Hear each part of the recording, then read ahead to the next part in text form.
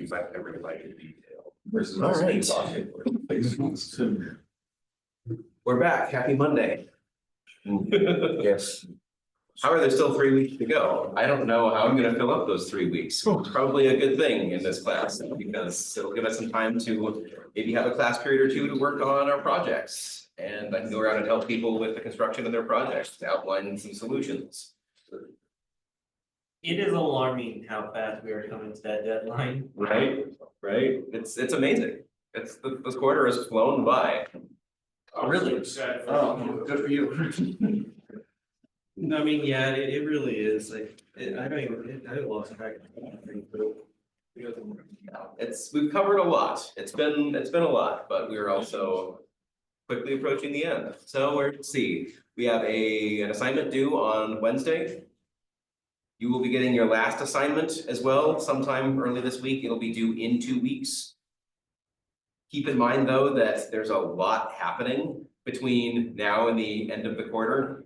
So take this time to do some catching up to give you a sense of the overall calendar. We have an assignment due this Wednesday. You will be getting a study guide by Friday for an exam a week from Friday. Then we'll be taking that exam a week from Friday. There's also no class a week from today. Let's see, then we have 2 projects. We have a final exam that's either going to be the end of week 10 or finals week. And I will let people choose when they take that. If they take that at the end of week 10 or if they take that over finals week, whichever would be easier for you. And then there are 2 projects due at the end of week 10 as well. So that's quite a bit to do. And I'm trying to leave you with some flexibility with regards to when to do that and how to do that. If you leave it all for the end, you're gonna find yourself studying for 2 exams in a couple of weeks with 2 projects due and a homework due in just this one class, and that's going to be very untenable. So my recommendation is get as much of that done ahead of time. Try to knock off CYK this week. When I reveal the last assignment, we'll have covered just about everything when it's revealed. So get started with it and get it out of the way within a week, and that way you can just focus on one project and an exam for the last week or so of class, and that is a little bit more tenable than the alternative. So please don't back yourself into a corner and hurt yourself in the long term. Obviously, I'm here to help as much as I feasibly can. Questions before we dive into content that we were covering last time?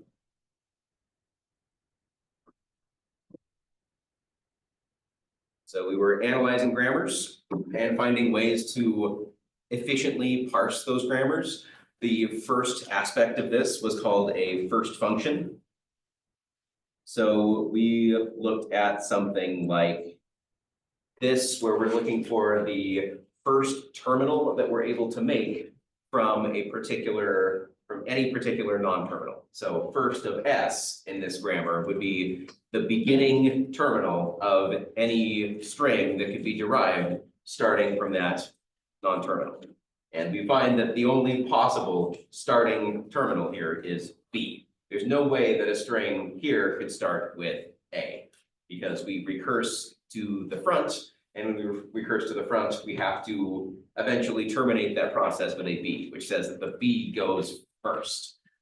So we cover every non-terminal, and that allows us to come up with, all right, assuming that the next non-terminal that we see is this particular non-terminal, what are the next terminals? So if we're looking one place ahead in the string and we see the terminal C, now we know a subset of productions that when we apply this, the very first terminal that could be produced is a C. Why would we even go down a branch where if we evaluate this non-terminal, expand it into some stuff, there's no way that the string from there can start with a C. There's no reason to go down that path, because no legal string that could possibly map to this can do that. So that's why we're doing this. We looked at first functions with lambda, which made our lives a little bit more challenging. Let's get everything on the screen first. So lambda in a grammar says that we can basically remove that non-terminal. So in this grammar, we had B arrow lambda that just lets us turn that B into nothing. So if we're in the process of looking at S and seeing, all right, what can we derive from here? Instead of just looking at this non-terminal and its definitions, seeing that this can start with a lowercase b, we might find that this can derive lambda, which means that we need to look at what this a can derive. If this b derives lambda, then this a can derive c and d. So we can go from S to a production that generates a string that starts with a C or a D. And the way to do that is going from S to B, B to lambda. This doesn't exist. Starting with the A, now we can start with a C or a D. So doing this whole process, we found out that the first of S was A, B, C, and D. So we could start any string with all four of those, or any of those four. How are we doing with regards to first functions? Do we feel okay with first functions?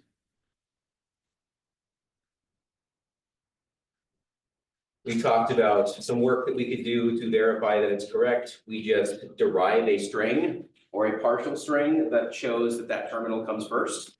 If you're deriving a first function and think, well, I can intuitively or logically come up with a way to get this to start with a C, but it's not in my first of S. Maybe there's an issue with your process in deriving first of S. From here, we're going to talk about the other main function that we want to be able to handle, which is called the follow function. So when we see a grammar, if we're using the LL algorithm, we are going to build a first table for each non-terminal. We're also going to build a follow table for each non-terminal. So let's define it kind of like we did for first. Starts out by saying, all right, we define it again for every non-terminal as the set of terminals that could appear immediately after that non-terminal in some sequence of productions. So first said, when this is the left-hand side, what is the first terminal that could appear in that derivation? Follow now says, wherever this non-terminal appears in a right-hand side, what is the first terminal that could appear after that symbol evaluates? Let's get an example of that because I think that might have been a little confusing. So we need to, between the first and the follow, decide which sequence of productions to apply. And we want to do this more efficiently than CYK does. If something that could follow is just the end of the string, because that could be reasonable, right? Maybe we have S arrow lowercase a capital B. Let's actually just draw that on the board as an example.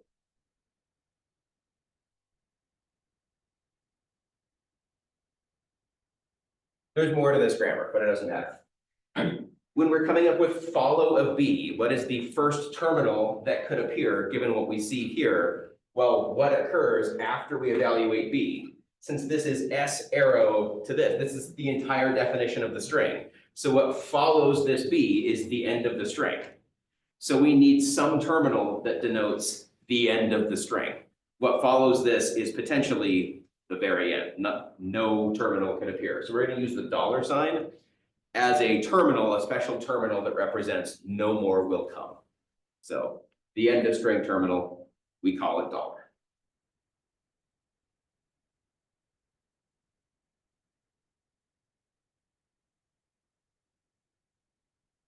So can appear in any follow function, saying that that non-terminal can be the last thing that appears and gets evaluated in some sentence in this language. We know that $ must be in follow of S. After S is evaluated, because if you're coming up with we've used this before, S arrow something, eventually we end up with some string. What can follow this S must by definition be the end of string. There's no way that a start non-terminal can't be followed by the end of the string by definition. Once we evaluate this, that's by definition. So that is what we start with. We initialize follow of S to contain $, and then we'll go through the algorithm from there to calculate follow for everything else and add to this set for follow of S. Questions on that idea?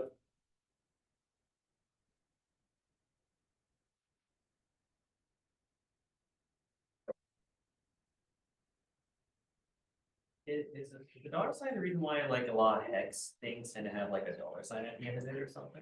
It's why we use the dollar as the symbol. It kind of refers to that same idea. We're borrowing a symbol from other aspects of CS where that can represent the end of something, but it's not quite related to exactly that. So just like with first, we're gonna start with the algorithm. Let's just reveal it to start.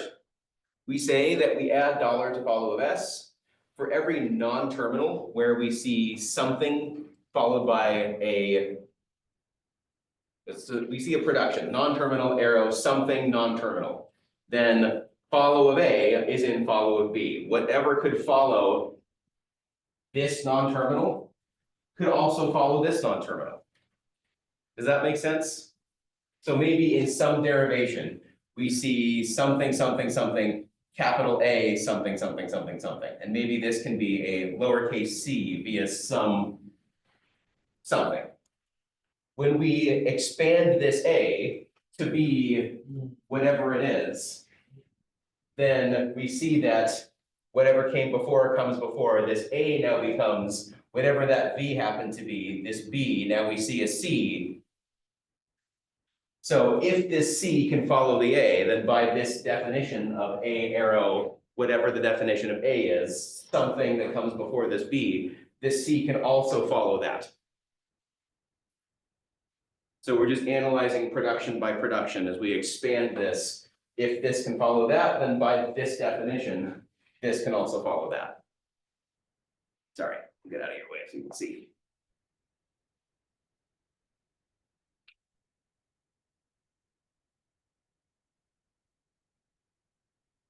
So we're just looking for productions that adhere to this rule, where we have a left-hand side non-terminal arrow, some right-hand side that ends in a non-terminal. So look at every production in the grammar for that.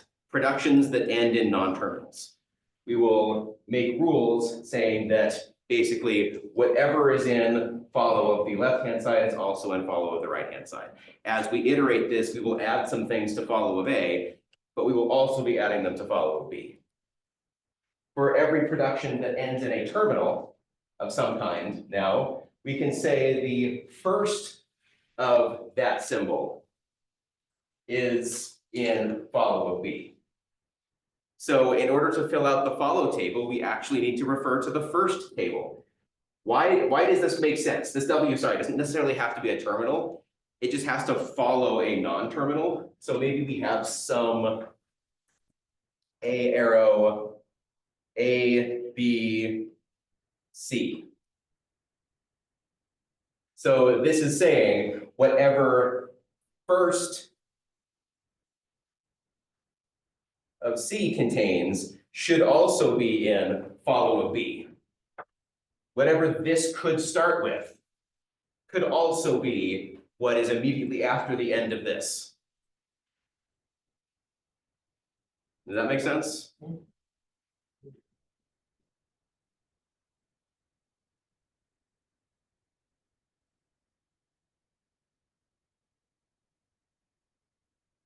You're thinking of something like an English word, then whatever comes after this word could be the first derived. Maybe we say something like, I don't know. So we have maybe first of a particular noun, and we see that there exists a noun that starts with a D. Then we could ask what follows, what can follow the word the. Here we have an example of a word that starts with a D. So by looking up the first character of a particular noun, we know article noun is part of what can begin a sentence. Then what follows the would be the first of any legal noun that we could make.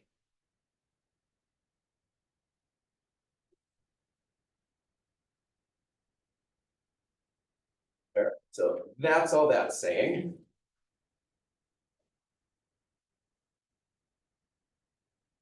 if lambda is in first of W, then follow of A is in follow of B. So it's just saying that when we see what, if this can derive lambda, then what can follow B can also follow A. Or what can follow A can also follow B, vice versa.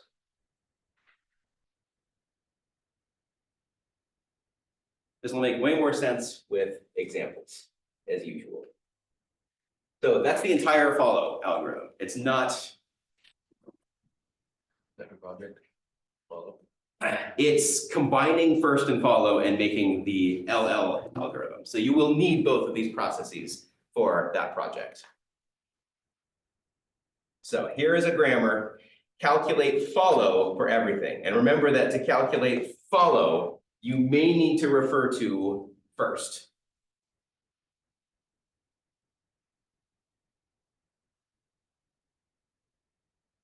So you begin by adding dollar to follow of S. So if we are making a table, we should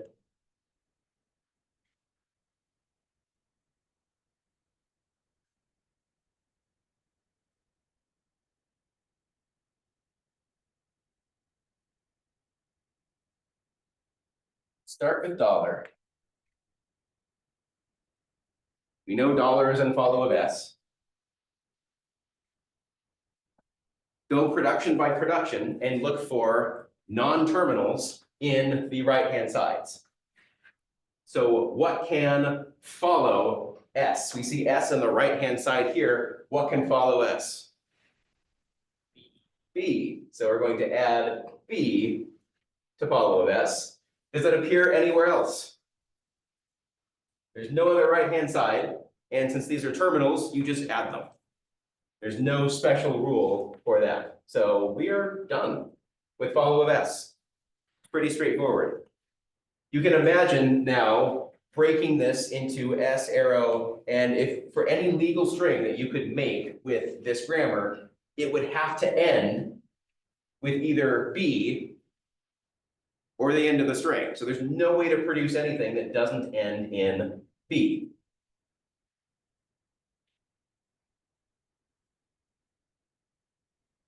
That's obviously false. Let's see if we can come up with why. Because we're going to need to do something where, since this A can derive some things and S can end with the same things that A can end, we'll need to backtrack from follow of A and add those to follow of S. So follow of A, where does this appear on our right-hand side? This one's pretty easy to see that what follows this A is a lowercase a. So let's add that here. This A is followed by the empty string, or is followed by nothing. So since we have this S and this A, what can follow this A is everything that can follow this S. So A can also be dollar and B. It's the exact opposite, sorry.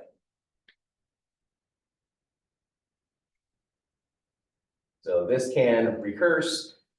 A can be followed by A can be followed by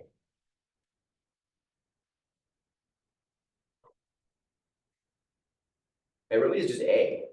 There's no other way that A can generate and be followed by something else. But this is true though, that when S becomes A, what can follow that is B. So this is right. So we add that. So since S appears on the right-hand side of ASB, we add B to follow of S because it follows S. We have follow of S is that so far. A appears on the right-hand side of A and BAA. So for the latter, it's a lot easier. We just add A to follow of A as we've already done. For the former, anything following S can also follow A, which is exactly what I did. Question? Why can't C follow A? So C can be derived by A, but somewhere in this string, we would need, let's say S goes to ASB, which goes to AAB, but now we have to expand this A in such a way that what follows this A somewhere is that. So we could expand this A into B, A. And here's how we get the A that follows an A. But there's no way for a C to follow an A. It's part of the derivation. We could change this A into a C, but nowhere in any production as we're expanding this could we get a C to follow a capital A. So these sets should contain everything that can legally show up in a derivation right after that non-terminal. So we add everything from follow of S to follow of A. So follow of A now becomes AB dollar. So exactly what I have. And that's complete. Even though there are some C's that can show up, this is a complete follow table. We did not need to refer to a first by definition or by necessity because I wanted to start simple. So in general, here is a simple creation of a follow table. Questions on the process or how we came up with this?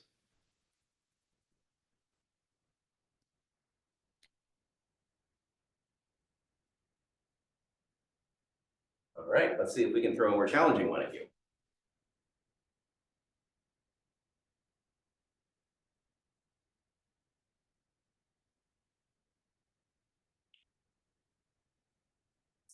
As always, we start by adding dollar to follow of S.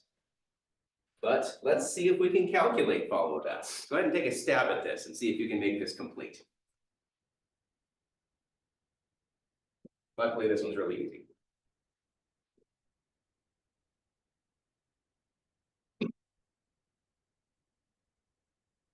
In general, let's just start with S appears on the right-hand side of which productions?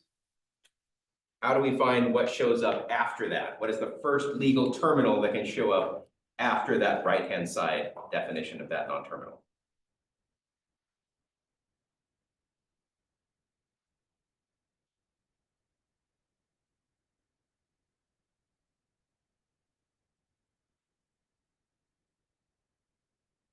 The rest of this will be a little bit harder.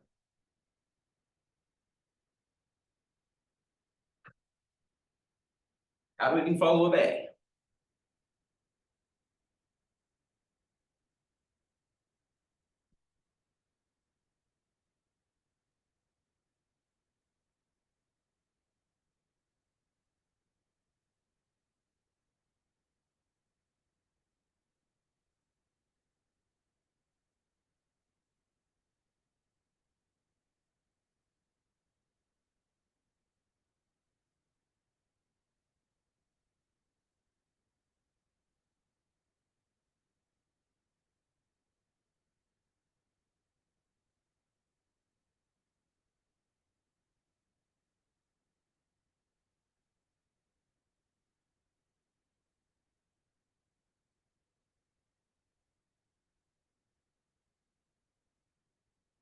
And since that S follows the A, we would just put all of the C and the dollar sign in the follow of A too. It is, since it's a non-terminal, we want to add what's in first of S to follow of A.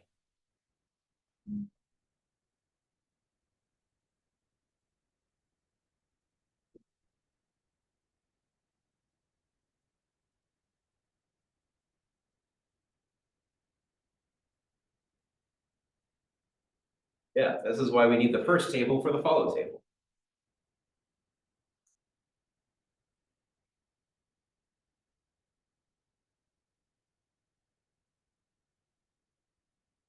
Exactly as Briley has found. We need to calculate the first of what follows that A, which is just the capital SC. Add the first of that. Add everything that that can generate to follow A. So how do we calculate first of S? This is a grammar we're familiar with now. So we should possibly remember that from what we went over a few minutes ago. But yeah, first of S.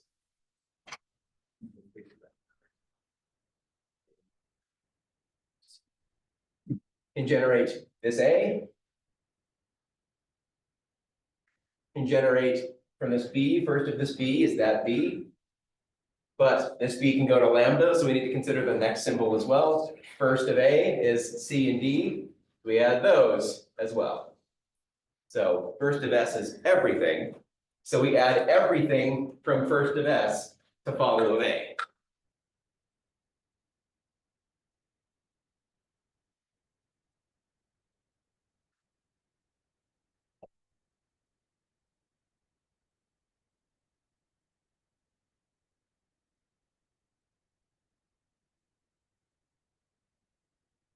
So this question mark that I drew here, what happens when we have nothing following this A?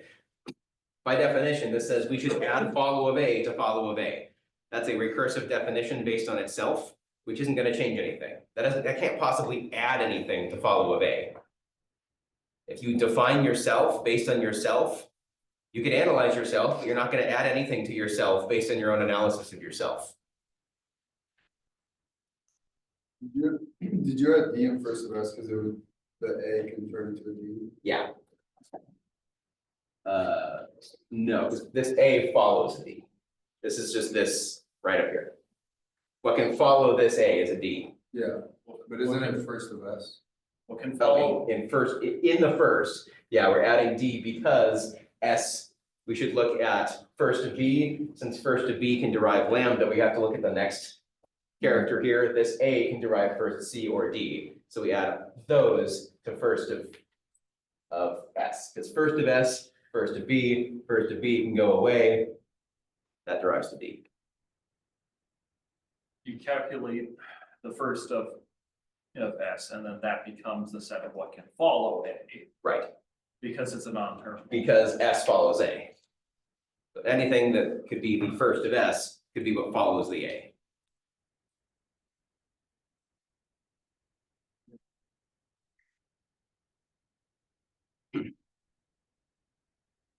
Questions on this so far? What do we think for follow of B? It's the first of whatever is in S. So yeah, I'll erase Or this whatever part. the first of it is in A, sorry, not S. So we're looking for the non-terminal B showing up anywhere on the right-hand side of a production. And we're saying what can follow that B? If it's a terminal, we just add it to follow a B.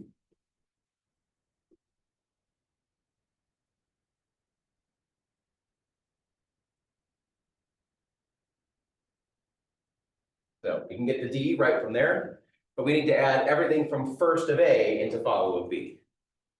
Because the non-terminal A follows the non-terminal B. So what can be the first of A? C and D. Since these are sets, we don't care about multiplicity.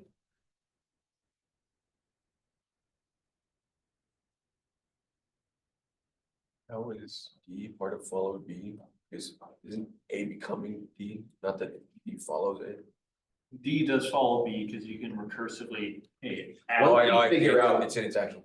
Yeah, once we do this, so we would have something like S arrow BAD arrow. So what could possibly follow whatever we do to this B? It doesn't matter what this becomes, but what could be the next symbol that appears after we evaluate whatever this happens to be.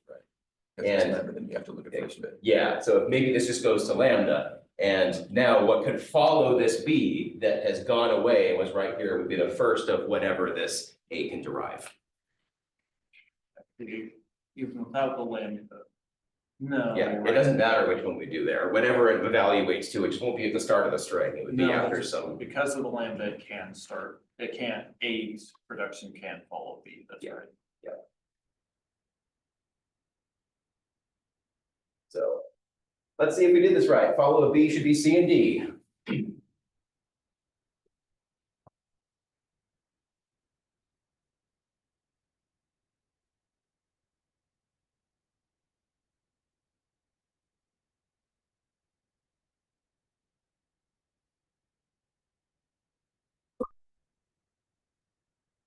So just like we had an intuitive way to show that our first function was correct, we can look at how our follow function is correct. just in any derivation, think about any way that you could have a terminal following the expansion of some non-terminal. So thinking of it for this, you could find a way now to everything that is in each follow, generate a string that's somewhere in that derivation. You have the non-terminal, and then you have that terminal that follows it. So follow of S with C and dollar. We just go S arrow, A, capital S, C, and this shows that C follows S. So that is a reason why that's in there. And dollar always follows the start symbol. So we don't have to verify that by definition, that should be in there. Follow of A, you just now make some strings that shows somewhere you have an A followed by something. So this AA shows you that. This, we're just showing B following A, which we show right there. We can show C following A right there, and we show D following A there. So via some sequence of expansions, we're able to show that we get the non-terminal followed by everything in the follow of that non-terminal. Again, that's only half of it. You would also want to show anything that is missing can't be derived. That's a little bit harder to show, but maybe you have some intuition you can go through that says, I don't think I could ever generate an A following a B. So here we have follow of B being C, follow of B being D. Is there any sequence of productions you could go through such that your capital B somewhere in this process is followed by an A or a B? Convince yourself the answer is no. And that's the kind of process you'd want to go through to intuitively verify that your follow is correct.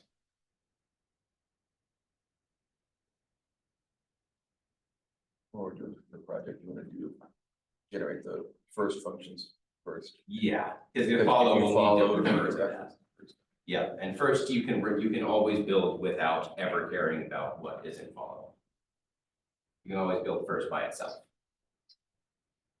So yeah, steps you're going through for the second project, you'll build the first table, you'll build the follow table, and then you will refer to them as we go through the algorithm that we're about to start describing. Should the bottom one be BCAAD? Because whenever they have the. Or am I thinking about it? No, it should be that. Because A can fall in. Yeah. No, it's substitute, it's not that correct. Yeah, I think you got there. Other questions? This is not the easiest thing we've done this quarter, so I want to make sure that this is intuitive before we move on. There will be plenty of homework around these ideas as well. But I definitely want to pause and explain the why behind anything that we're doing.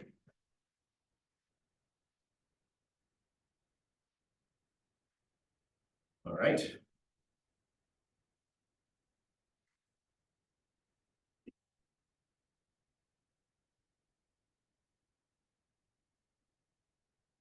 Now we have everything we need to introduce us to the LL parsing algorithm.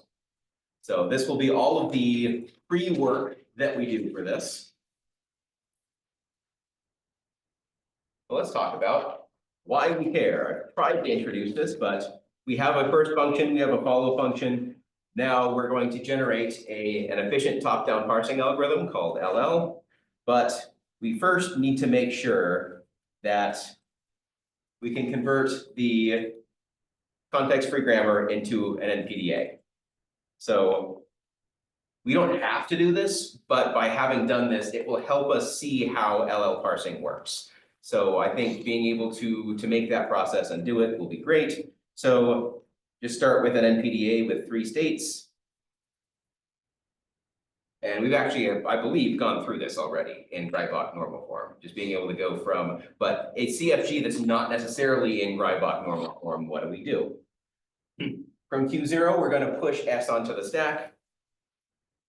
All the parsing will happen in Q1, and Q2 is our final state. So transition from Q0 to Q1, we'll just push S onto the stack.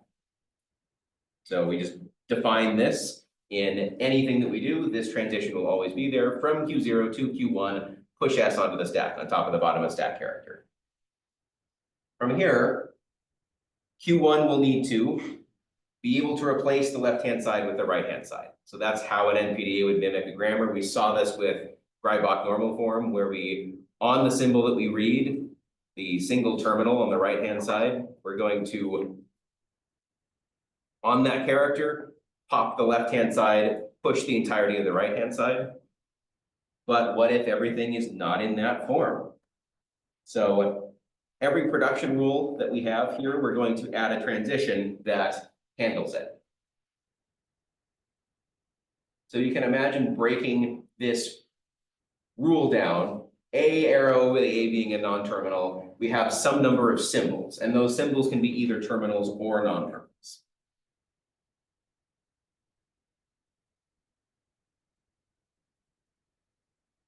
Now we can think to match symbols in the input string to the order that they appear in the stack. So now the stack will contain terminals and non-terminals. And we want to, whenever we show a terminal in the string, in the stack, we want to map it directly to the next character that we want to read. Whenever we see a non-terminal, we need to use non-determinism to apply every possible rule that we could. If we had A arrow something or something else, we use non-determinism to handle that. However, we can, if we officially use the first and follow functions, we can make intelligent decisions about when that non-determinism is necessary or when that non-determinism can be resolved at this step. So the goal of this is to convert this non-deterministic process down into a deterministic process wherever we can. So for every terminal, we're going to add a transition that just reads that terminal and pops the terminal off the stack. So move past that terminal in the input, pop that terminal off the stack.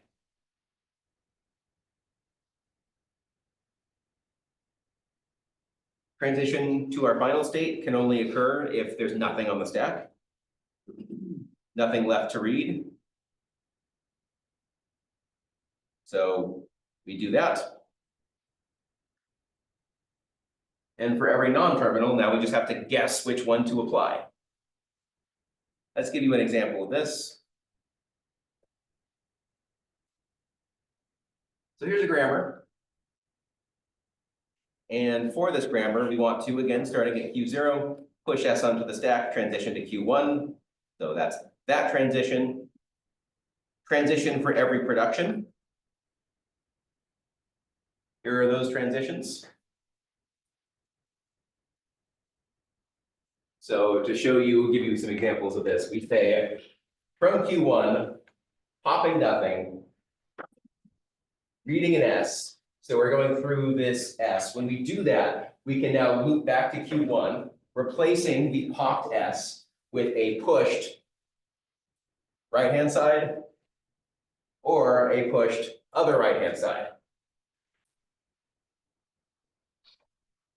Again, popping nothing. We see this A on the stack, then we can replace it with either thing that shows up by definition on the right-hand side of this.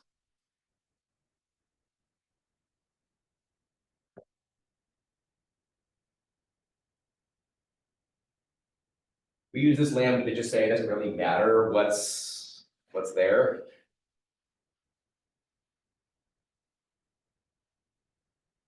So then we add transition rules to shift input symbols, which are all of these. So we have the handling of all of the non-terminals as rules, and now we have handling of terminals as rules. So if what's on top of the stack is a non-terminal, we can replace it with a definition via the grammar. If what's on top of the stack is a terminal, we just have to read it from the input string. So this is just a no-op in the input string, because when we see a non-terminal, we are manipulating the internal representation of the string on the stack. When we make this particular rule, let's say we wanted to determine if we can create BCA. So we would say S arrow, A arrow, B capital A arrow, B C A. That's kind of the grammar-wise derivation of BCA. You can imagine there being a stack. And we're gonna look at and try to make it so that the first character that we read, the first transition that we do here reads that B. So we need to manipulate the internal stack representation for this. So we would have the bottom stack character, we would push on the S that represents this. The S arrow A rule says we can replace this S with an A. We could replace this A with B, capital A. So from right to left, we push A, capital A, B. So that's using this rule, staying in Q1. Now we use a shift rule to say we're going to shift in the string that we're reading. We can now read this B and map it to something that's on top of the stack. So we take this B, get rid of it, move past this to a C, and it just pops it off the stack. That uses this rule. Popping the B off the stack, moving past it in the string. So now we want to derive this C. This A can become a C. So this A becomes a C. We can now, and that was using that rule. And again, we're not moving past anything in the input because of this lambda. This C can now be shifted via this rule to pop it off the stack, move past it on the input string. We pop this off the stack, we move past it on the input string. And now that we're done with just the bottom of stack character, we can move to a final state and say now that sure enough, we can do this. This is mimicking the LL parsing algorithm. It's just that we had this non-determinism of which one do we apply. And the correct choice for which one to apply can be looked up in these first and follow tables. When we see something on top of the stack that is an A, do we apply this rule or this rule if the next character that we want to read in the input is a C? We could look up to this A and say, which one of these generates a C as its first character? We should apply this rule instead of that rule. So that information will be inherent in the pre-processing that we have done. That removes the ambiguity of the non-determinism. We don't have to go search for it. Instead of a search, it becomes a lookup in the pre-processing tables that we've already done. Questions on that process? Does that help hopefully understand or to illustrate the process we're going to follow? No pun intended? Yeah. You see, if you wanted to like have your next input character, you'd be like, okay, first of A, if it's one of these, then we can proceed. But if it's not in there, you instantly reject. You would instantly reject, but now we want to remove the non-determinism of which one of these do we want to use. Because of this, we're gonna have to build up an LL table to be able to do that. So it's lookups in first and follow, but it's gonna build us an LL table, and LL table will tell us which of these productions to apply. So instead of there being a choice, it's gonna be a lookup. And we'll talk about building that tree.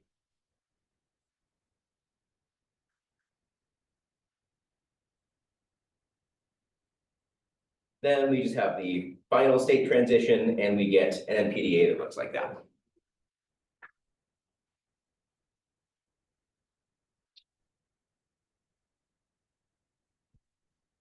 Yeah, it looks kind of like a proton, doesn't it? So I've already given one example, but let's do another one. Note that using a look ahead, the look ahead tells us what are the sequence of characters that we were expecting to see next. Well, let's actually just go through it because I don't think I did it quite this way. So it ends up looking something like this, where the stack, following a certain rule that we use, we can now see how we use the single look ahead character to be able to determine which sets of productions to apply. We still have to use our intuition to do this, but we're going to build a table for it on the very next slide that will help with this process. But take the process that I just went through and see if you can apply it to this to be able to do that. So we know that moving from Q0 to Q1, we always add an S to the stack. We then need to use some rule to replace this S with something. So we're going to use S arrow ASB to be able to do that. So we replace the S with one of the associated rules that is a legal transition from PDA. We now can map this A that's on top of the stack to an A that is in our look ahead, which means we can just move past it in the string, so our look ahead now becomes the second character in the string. That's not what's on top of the stack, so now we need to apply some rule that turns this S into something that the first character is a B. So the S becomes an A, the A becomes B, capital AA. That creates this terminal on top of the stack that maps to our look ahead character. So then we can shift past that. This A can become a C, maps to this look ahead character. We can now shift to move past that, past that, past that. Once the look ahead becomes the end of string symbol, then we know that out there. There's nothing left to read in the string. And the stack produced and shifted past every one of those symbols, leaving just the bottom of stack character.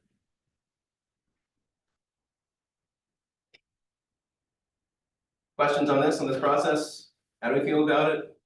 Show of thumbs, maybe? Makes sense for the most part. Makes sense with an example or two. No clue what's going on. I think I have a pretty good sense of where we are. All that's left to do with this is to get a sense of removing the ambiguity. It would be great if we could say if there are two possible productions that we could take to know which one of those is going to lead us to success.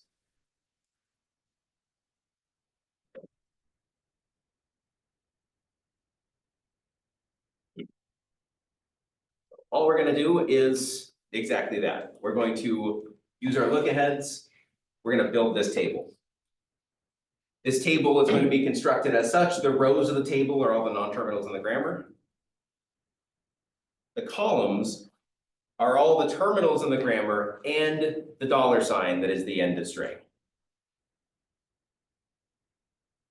How do we fill out the table?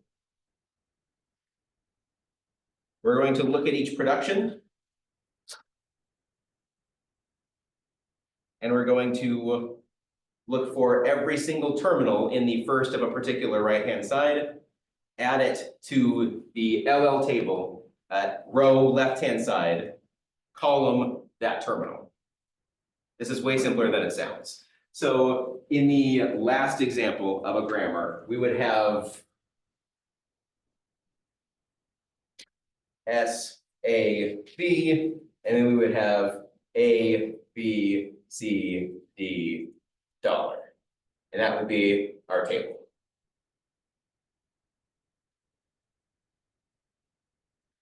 Something like this. And each cell in here is going to contain the right-hand side of a production that says if we were to see B, so what's on top of the stack is a B, and the look ahead is maybe a C on this stack slide from before, we would look at the B, C column for a production, a right-hand side. That would say B arrow, anything in here can get from B to this, not to this terminal via this production. And I think we're gonna have to come back to this tomorrow. I'm leaving you on kind of a disgusting note that I don't really like because I want to go into this in more detail, but we're kind of out of time. The idea is that This is our next assignment, isn't it? it's the next project. It's gonna be constructing this table for a grammar that we're about to, so this table is gonna say if there's a capital A on top of the stack and the look ahead character is a C, then the rule capital A arrow C is used to generate that look ahead. And that removes that ambiguity. So we're gonna fill out that table so that we don't have the two possible places to go. And that's gonna rely on us using the first and follow tables to look up which one of those can generate the correct symbol that we want. This will make way more sense after tomorrow. Can you go back to that assignment? Yeah.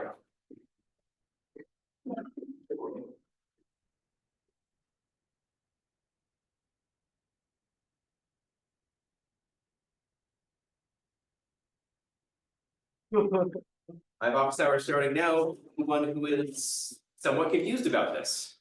Yeah.